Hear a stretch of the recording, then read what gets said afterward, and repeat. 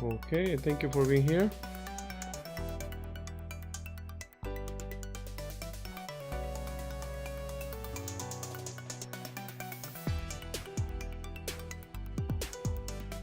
Okay, I hope that everybody's okay. I'm just testing the audio, making sure that everything is okay. Thank you so much for joining us here.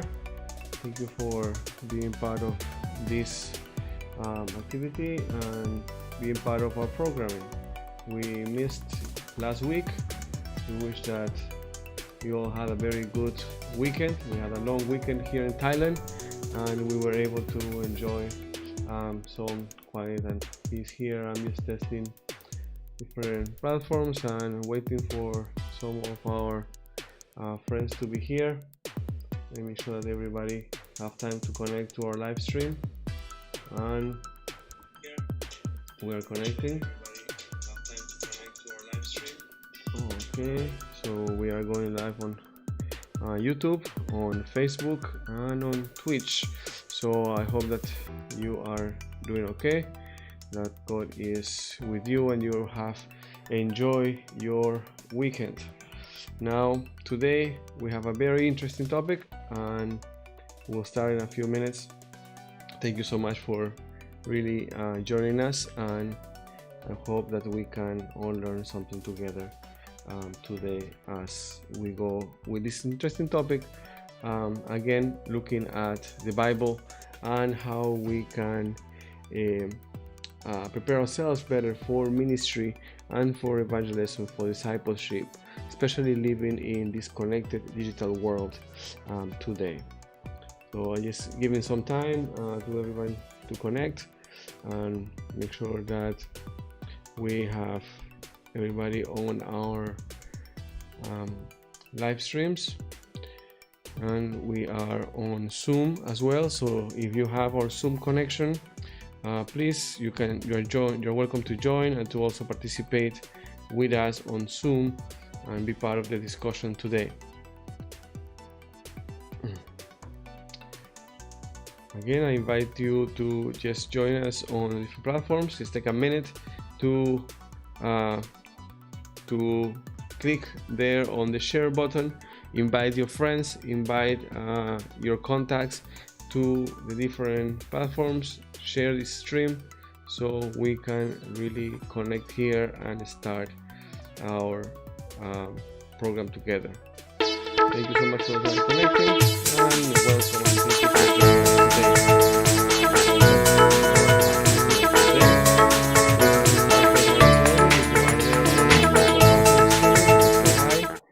And we can really thank you for being here. But first, I'd like to ask God to be with us. So I invite you all to just give a prayer in your hearts that we might invite those that are around us, that this message, that this topic today that we're going to be discussing might reach those that need it, that God might lead our discussion today, that His Holy Spirit might open our minds, open our hearts, and we might be able to enjoy this moment together and share more about the digital life of a missionary, how we can share with others more about God, how we can share with others more about Jesus, and what is this digital missionary life all about. Again, for those that may not know me, my name is Pablo. I am a graduate of theology from Andrews University in Burning Spring, Michigan, and I finished my master's in the Philippines at the Adventist University of the Philippines, and have been here in Asia for the past 10 years, working in different areas, mainly in the church and the area of marketing and development. And for the past 2 years, I have been blessed to be able to work for the Lord through online ministry. And this is really a platform where we share every Tuesday at 8 p.m.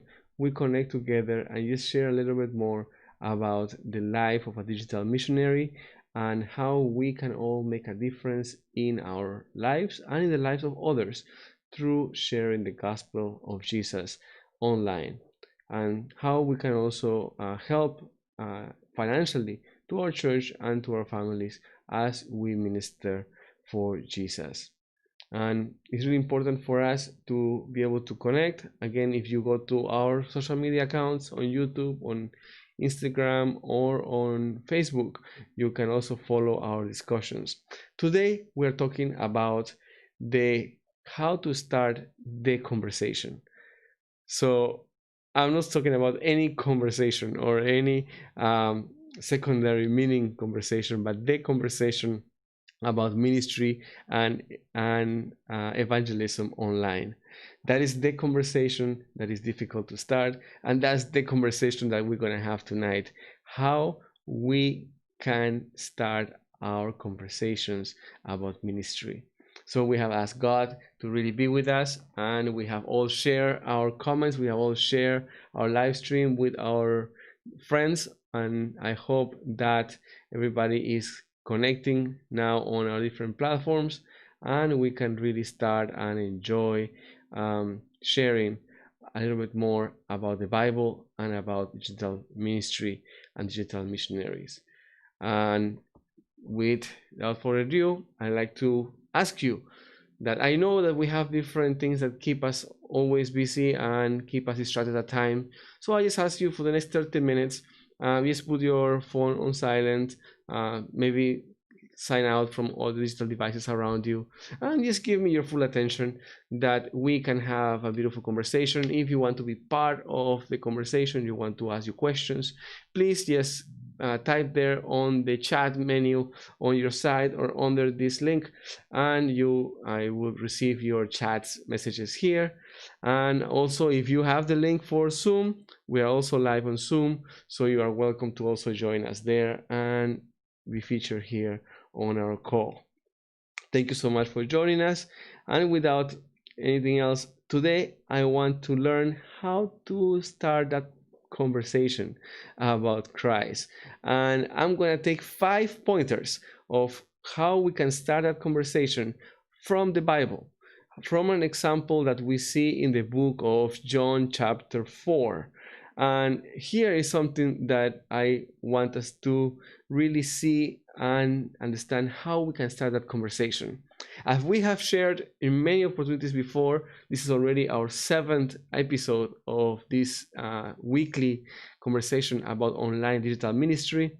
I said that ministry, it is something that we do every single day. It is about influencing change on people. So if you want to share this content, just put there on your social media account and just put hashtag influence change. And that's what we are doing. Ministry is about influencing change in others. And we are using the digital platforms to do that and be able to connect with people. Because when I was thinking about ministry or missionaries, and you go back to many years ago, maybe about 20 or 30 years ago, you think about somebody traveling on a donkey or on a horse into the jungle, on a kayak, maybe 2 or 3 days to connect with people that have never heard about the Word of God, and going there, ministering with people, learning about their ways, learning what they're doing, contributing to their life, and sharing the message of salvation with them. And that is something important, because nowadays we ask what it is that we can learn from these people. What is it that these missionaries have in common to what we are doing today? And I remember my parents, whenever we traveled before, when we traveled in a bus or in a train or in an airplane, my dad will be very quick to start a conversation with the person sitting next to him. Whether it was a female, male, child, adult, and young, old, he will find a way of starting a conversation with the person. And not only any conversation, but eventually get to the conversation about Christ and about salvation. And that is what I want us to focus on today. How do we start that conversation? Because when we go on the BTS, on the train, on the plane, on the bus in our days, we are not starting a conversation. Actually, right now with the coronavirus all around the world, people are asked not to talk in public. We are wearing our mask. It's difficult to talk, different to connect, and we are, yes, all immersed in our digital devices. We try to keep our heads down. We try to interact as least as possible with other people, not only for safety, for our own safety, but for the safety of those around us. So now, how do we start those conversations? In the past, my father was very good at those conversations, and I learned how to do those conversations when I started canvassing.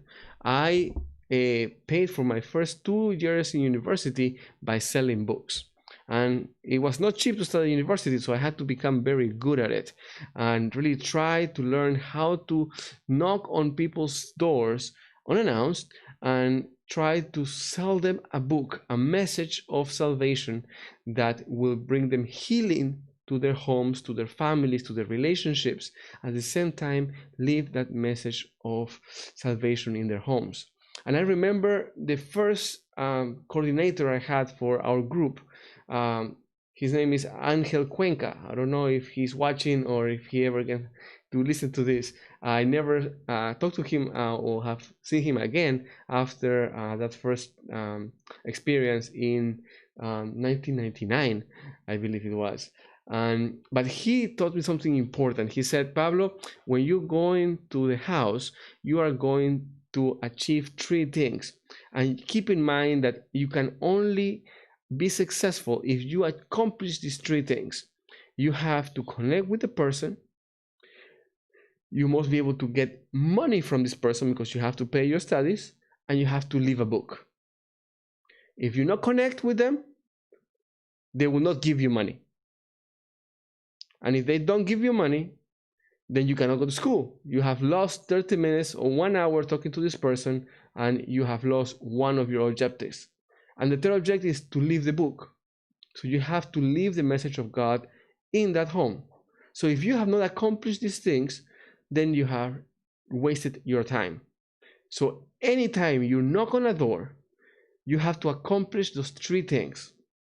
And you have to do it in any way possible and as fast as possible, because we had to cover a number of houses every single day.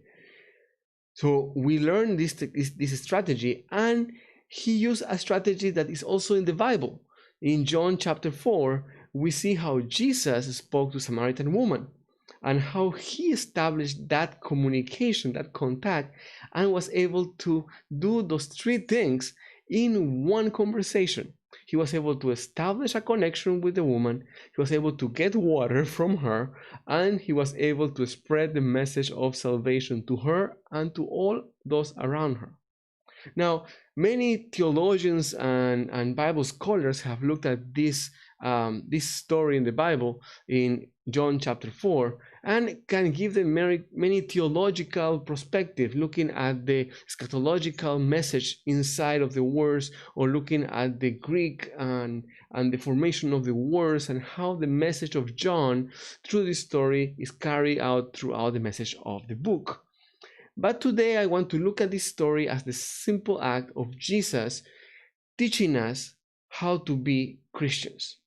Because the message, one of the tasks of Jesus coming here was to show us, to demonstrate to us how a Christian should behave, to give us an example of a Christ-like life. So his life, throughout his experience here on earth, he was fully human. So to say that he was able to accomplish the things that we are able to accomplish today with his power and his mercy and through the Holy Spirit. So when he went to talk to this woman, he had a message to share with her. And I want to highlight 5 things that he did that we can use today when we connect with people. Now, first of all, we see that Jesus was there waiting for this woman. He was there, and he left Judea, there in verse 3. He left Judea and at once more to Galilee, and he had to go through Samaria. So he came to the town of Samaria called Sychar, in verse 4, near the plot of ground Jacob had given to his son Joseph. So Jacob's well was there, and Jesus tried as he was from the journey, sat down by the well. It was about noon. Then a Samaritan woman came to draw water. Jesus said to her, "Will you give me a drink?" His disciples were not there, they went to town for food. So here's the first interaction. This woman was a Samaritan. So we have heard this message and we know this story very well. She was a Samaritan, and there was no really something that will connect the two of them, a reason for Jesus to talk to her. She was a woman, and a Samaritan woman coming there at the middle of the day, so there was really no reason for her to expect him to talk to her, or no reason for him to talk to her other than start a conversation or to get something through to her. And the first thing that he asks is, "Will you give me a drink?" Now, here is Jesus. Jesus, the Son of God, that spent 40 days in the desert. Now, he spent 40 days in the desert, and he is sitting down and talking to a woman, asking her for water. Now, do you think that Jesus needed water? Do you think that Jesus needed to do that? Jesus could have just prayed, and with his faith, water will have come out of the rock. Jesus might not even have been thirsty at that point, because he spent 40 days in the wilderness. He knew how to fast, how to keep healthy. But he went anyhow, and God, Son, God on the flesh, asked this woman, "Will you give me a drink?" And really that shocked the woman. The woman said, "You are a Jew. How are you asking me for a drink?" And established that connection. It broke the pattern of what she was expecting. I guess a woman might have expected a man to start maybe flirting with her, or maybe no, just maybe most likely, yes, if that's the correct thing to do, just to just ignore her and just look the other way and wait for her to leave. And that was how she was used to being treated, and that's how we'll treat women that are attractive and are not really part of our daily walk. Why will we start a conversation? We have no reason to start a conversation. So, but Jesus went and asked her for something. And here is one thing that I learned when I knock at the door of people's houses and present myself. Now, normally salespeople or Jehovah's Witnesses or anybody that will knock on a door for a specific reason is that they will try to manipulate the conversation to get where they want. And what I learned is that you have to go and you have to be genuine. You have to go and share what you really want to share and be able to establish a connection. And people establish a connection when you break the pattern of what they expect, one, and two, when they see that there is a need, when they see that you are straightforward of what you need. So asking for water was one of my my regular almost of how to start a conversation when I knock on the door. Normally, when I was canvassing, I will be given a street, and I will prefer to start from down the street and come back up. So the people will see me walking down, and then they'll see me coming back. And they will just wait for me to knock on the door. And when I ask for water, or when I ask for some information for something, it was like a connection. And really, walking at that time of the day, it was really, really difficult. So you will really need a lot of water.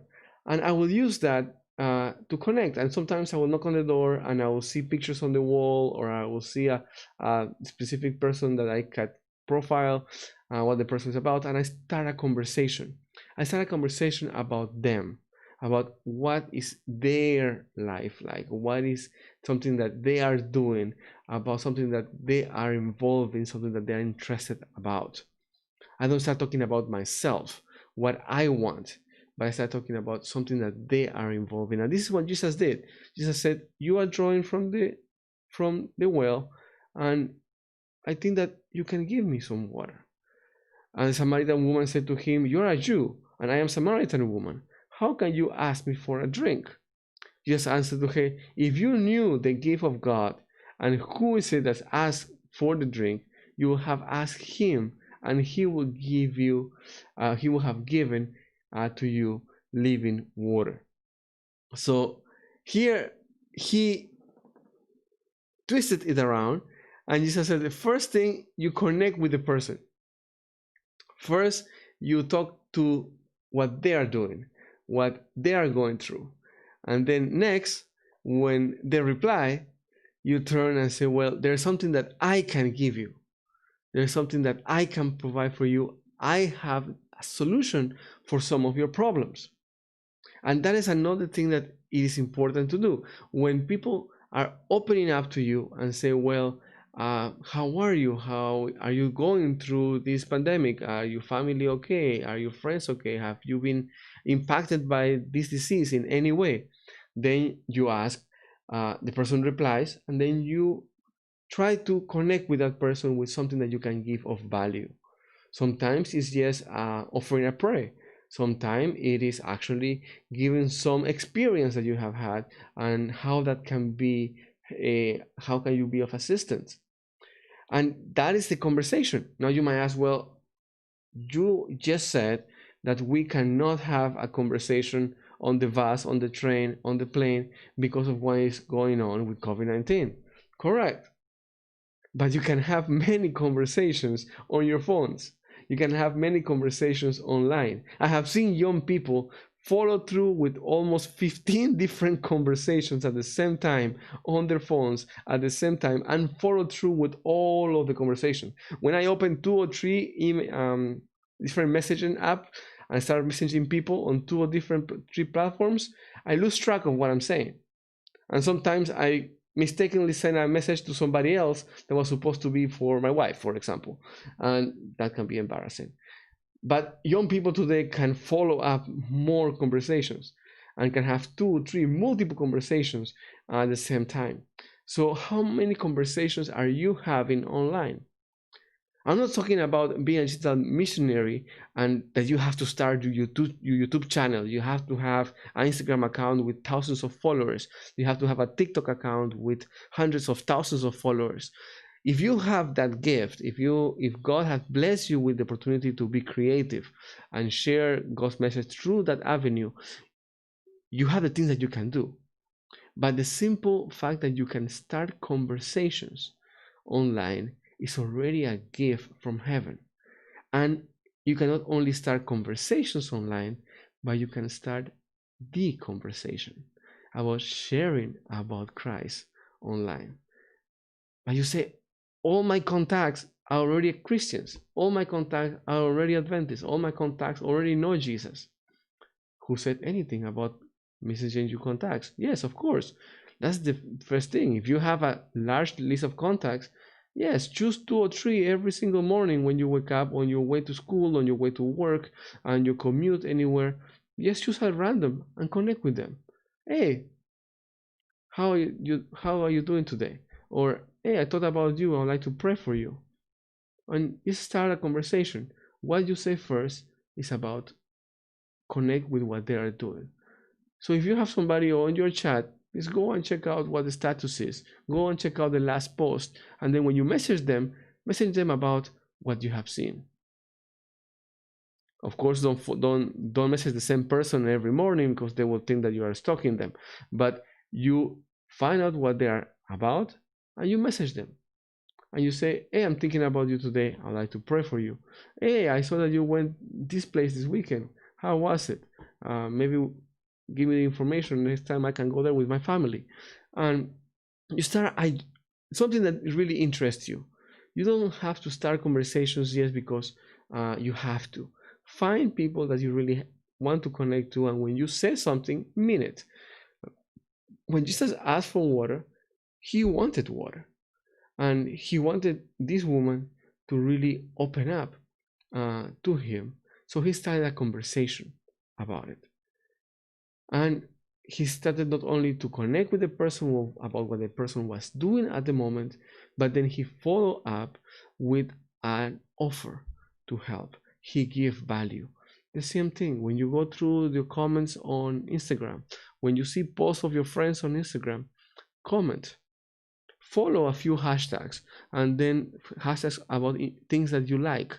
Follow a hashtag if you like, for example, tech news. If you are about into technology, follow a few hashtags about technology. Follow a few hashtags about SpaceX, about Elon Musk, or about Apple. If you like finances and if you like that kind of information, follow a few hashtags about the market, about the exchange, about the business world. If you like health, if you are into healthy living, follow a few hashtags on that topic. And every day, go through your Explorer page on your Instagram, on your TikTok, on your Facebook, see those hashtags, and just comment.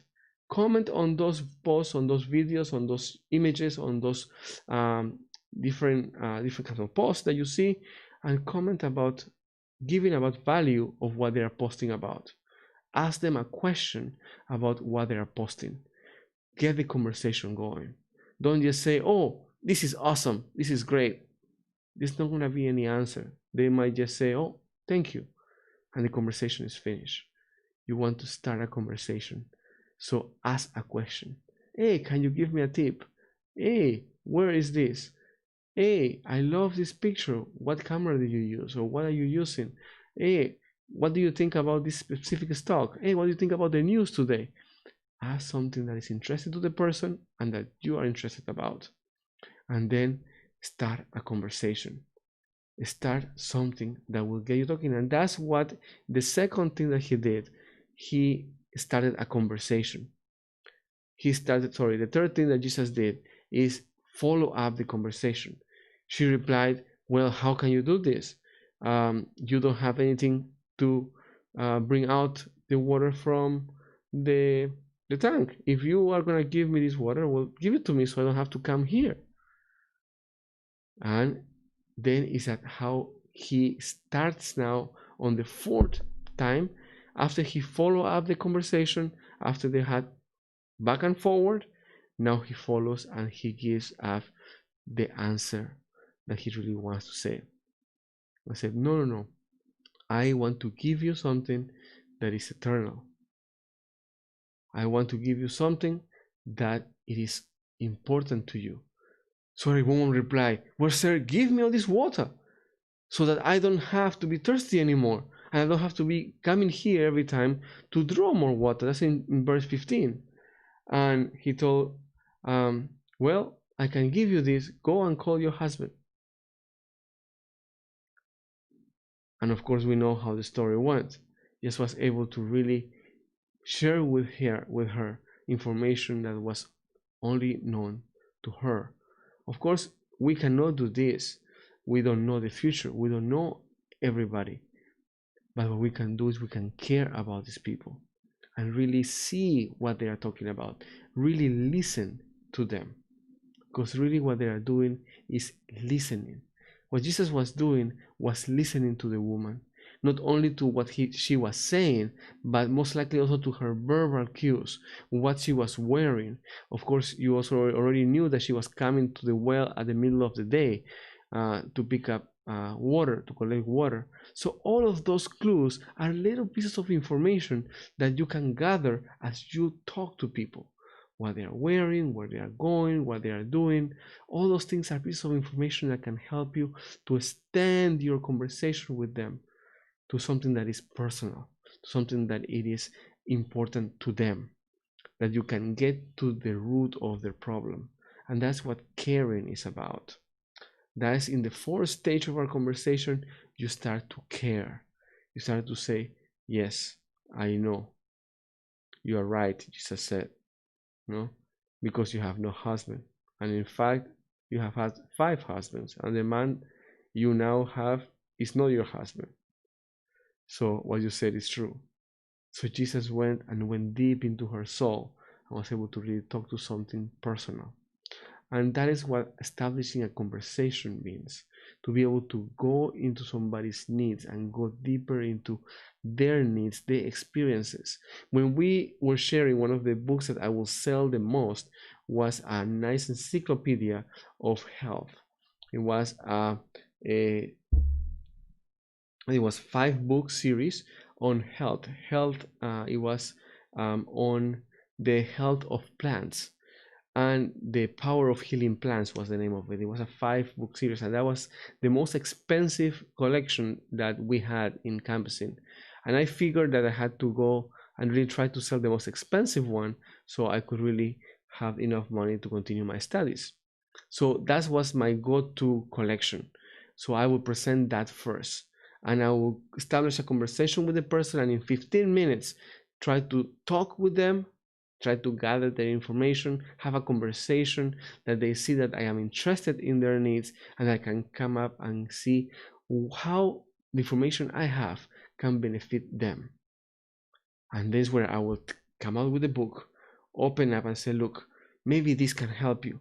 And I'll look at the power of plants and see how eating this plant can help you, how having this diet will help you, how this can help you, and bring out the benefits of what I have, and bring out how my experience can be a benefit to them.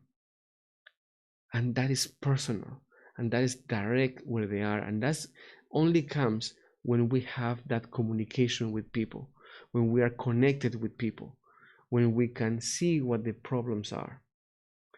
Here in Trinity Adventist International Church in Bangkok, we have a ministry that we call Glow Ministry, and we go every month to a suburb here in Bangkok where they have the people that work with the garbage, that they collect the garbage and they sort the garbage to resell or to do the recycling. And we have been going there for 13 months. We're going to 14 months this month, over a year, going there every month to share with them. And in this ministry, we are really trying to appeal to their needs and at the same time connect with them. And you can imagine how difficult it is, because many of us don't speak Thai. Although I have been here for 6 years, I was not blessed with the gift of tongues, and I have not been able to establish a conversation. I can understand roughly what somebody's talking about, but I cannot talk back. I cannot really have a conversation. But yet, over a year, over a year that we have in this place, little by little we start to connect with the people. We start through smiles, through signs. We start to really connect with them and connect with different people. And each members of our group is able to connect with different people and really start creating a bond of. We start to know what they are into it, and it takes time, but in conversation to really know what people need, how we can share our experience, and how the experience of salvation, how the gospel can be practical to them. We need to be able to really go into the personal aspect. When we talk with people that are on our niche, when we are on people that are on our social network, most times they have the same interest that we do. Those friends that you have on your social media accounts, most of them either you know in person, or you have some kind of relation through a friend, or you were connected because you like the same things. So that is your connection there. You are able to establish a connection and start seeing how God can be practical to these people, how God can be real in their lives. And that is what Jesus did. Jesus established a conversation with this woman and was able to go into the personal aspect and said, here is what I can help you. Believe me, Jesus said, time is coming when you will worship the Father, neither on this mountain nor in Jerusalem. You Samaritans worship, that's in verse 22, worship that you do not know. We worship that we do know, for salvation is from the Jews. Yet a time is coming, and has now come, when the true worshippers will worship the Father in spirit and in truth, for they are the kind of worshippers the Father seeks. So here he breaks the barriers. the fifth element or the fifth task in our conversation, it is to break the barrier. There is a wall when we talk about Christianity, when we talk about Jesus. People put a wall and say, wait, you are attacking my beliefs, you are attacking my worldview. Hold on a second. I was open to talking to you about what I believe, what I think about my personal life. I can talk to you about, and I will listen to your advice. I will listen to what you have to say. But wait a minute. When you are talking to me about changing my religion, changing about my worldview, wait a second. But Jesus is able to go beyond that wall and said, no need to put that wall. Whether you are a Samaritan, whether you are a Jew, whether you are a Christian, a Buddhist, a Muslim, a Hindu, the time is coming when you need to worship in spirit and in truth. And that is something that can connect us throughout the religion, can connect us throughout any religion, because we all are seeking the truth and we all want to worship in spirit. So don't create barriers when we talk to our friends online. Don't put barriers in place, but break those barriers to talking the truth, to always going to the spirit, to always talking to the heart, not to the actions of what divide us, what makes Buddhists better than Christians, or what makes Christians better than Muslims, or what makes Hindus better than any other religion. We have to talk about the truth. And here is when I have a warning for all of us that are living this digital connected life. We need to speak in truth. And now more than ever, we are tested with these things. And I have said it here before, and I will continue to say it. As Christians, as online digital missionaries, we need to always seek to speak with the truth. No matter what we say online, to the best of our knowledge, we should speak the truth, because we need to be a viable and believable and reliable solution and answer for people out there. Whenever you share something online, or whenever you reshare or repost anything online, make sure that you do it in spirit and in truth. That is something that is good, is to allow to worship God, that it is acceptable in the eyes of God, and it is truth. No falsehood, nothing that will harm our relationship with God, nothing that we should hide from God, or should hide from people, or should hide from our own mother, should we repost or post online, because we need to be able to establish those connections. If I am not sharing the truth, if I'm not sharing something that is true to the 100% of my knowledge, I have to be careful, because then when I repost something that I find to be truth, that I find to be important, people might question it, because I already have shared something that was found to be false. So when we share online, when we talk to people, make sure that we speak in truth to the best of our knowledge. And whenever we're proved wrong, whenever we're shown that there might be something that we need to change, we need to accept and humbly understand that we need to speak in truth. And always when we are presented with these barriers, try to break through them, seeking in spirit and in truth.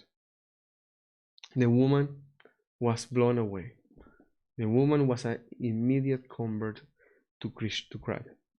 And she ran, and not only ran to get her family, but ran at the top of her lungs and shouted through the streets, "Come and meet a man that has given me the solution for all my problems, that have told me everything, because I know that the Messiah is coming." That is what we need. That is making disciples. That is having a ministry where we are creating disciples online, where we're connecting with people. We are not converting them and baptizing them to Seventh-day Adventists, but we are sharing in the spirit and in truth. That when we share our gospel, we share our message, our experience, that it can connect with them. That they can say, this person has shown me that there is a better way, that there is something that we can do better, that our online ministry might not be hindered by what we expect to be online ministry to be, that we need to have all these social media accounts or these different posts or these different places where to be, but that we can really connect with people. I thank you all for being here. I thank you all for your attention. And if there are any questions, I'd love for you to comment if you're still with us here online, or if you are on our Zoom or on our different medias. You are welcome to ask any questions of how you can do this. I have a question that I had previously prepared. I heard somebody asked me throughout the week how I should connect with more people and how should I really start that conversation. I say you start the conversation by, like Jesus did, just go and approach people. Approach people in your social media accounts, approach people on your contact list, approach people on the explore page, approach people anywhere you can, because the message that we have cannot be kept silent. And the message is our message of salvation, our message of our gospel, our experience can change people's life.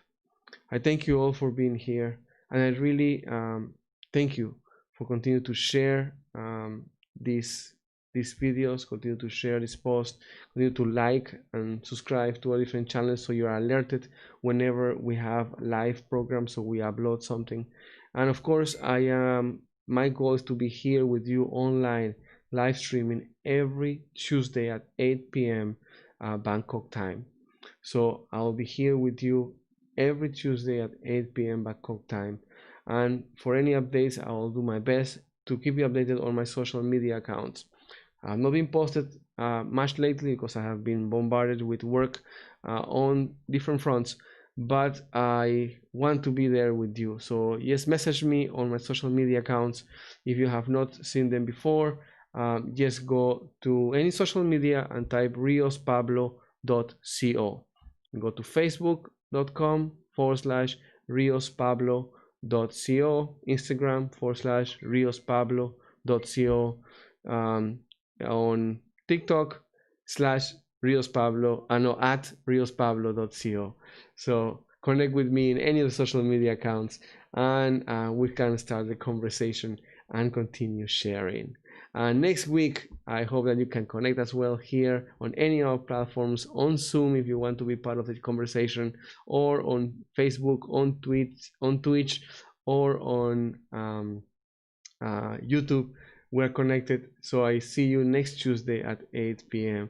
And next week, we're going to be talking more about breaking walls, how to talk through the walls to the walls that sometimes are created, and get that next step going.